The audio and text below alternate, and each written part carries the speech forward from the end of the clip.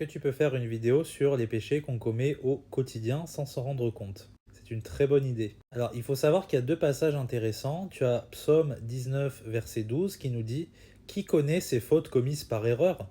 Pardonne-moi mes fautes cachées. Donc on voit qu'ici, David est un homme selon le cœur de Dieu, hein. Il reconnaît qu'il commet des fautes par erreur et que tout péché est une offense à l'encontre de Dieu. C'est pour ça qu'il veut même que son cœur soit purifié de ces fautes-là. Un autre exemple que j'aime beaucoup, c'est l'exemple de Job, qui était l'homme le plus juste sur la terre à son époque. C'est pour dire, et pour preuve, qu'est-ce qu'il faisait? Il sacrifiait pour chacun de ses enfants, il en avait quand même 10, eh bien, un holocauste pour les éventuels péchés qu'ils auraient commis dans leur cœur. Donc tu vois le cœur qu'il avait. Du coup, c'est quoi un péché commis par erreur? Eh bien, il faut se rappeler qu'un péché, de manière générale, c'est la transgression de la loi. Quand tu ne fais pas la volonté de Dieu, quand tu transgresses sa loi morale, etc., tu commets un péché. Et l'exemple le plus connu et qui concerne tout le monde sans exception, c'est les péchés qu'on commet en pensée. On ne peut pas contrôler nos pensées à 100%. La Bible dit que la pensée de sottise est péché. Est-ce que Dieu, il est ultra en colère contre nous pour autant? Dieu est plein de compassion, d'amour, hein, il connaît notre nature déchue.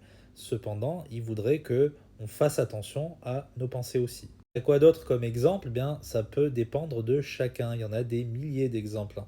Ça peut par exemple être une personne qui au quotidien est de mauvaise humeur, de manière constante, qui a des paroles méchantes et il ne s'en rend pas compte, il n'a pas l'impression de blesser les gens, pour lui c'est normal de parler comme ça. Donc tu vois, ça c'est un gros problème. Tu as d'autres personnes qui utilisent le nom de Dieu en vain toute la journée en disant Oh my God, ou Jésus, oh Seigneur Jésus, etc. Dieu, il n'est pas du tout content de ce genre de choses. C'est pour ça qu'on doit tous, sans exception, demander à Dieu de nous montrer quelles sont les fautes qu'on commet par erreur, montre-les-moi, et surtout pardonne-les-moi. Je rappelle qu'on est sauvé une fois pour toutes en Jésus-Christ, il n'y a rien qui puisse se passer pour qu'on puisse être séparé de son amour.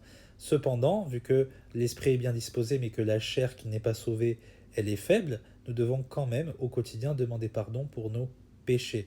Nous avons un avocat auprès du Père, Jésus-Christ, le juste. Et je rappelle que son sang, il nous purifie de tout péché si nous confessons nos fautes. Donc il faut le faire au quotidien, on doit prier sans cesse. J'espère que c'est clair pour toi, que Dieu te bénisse.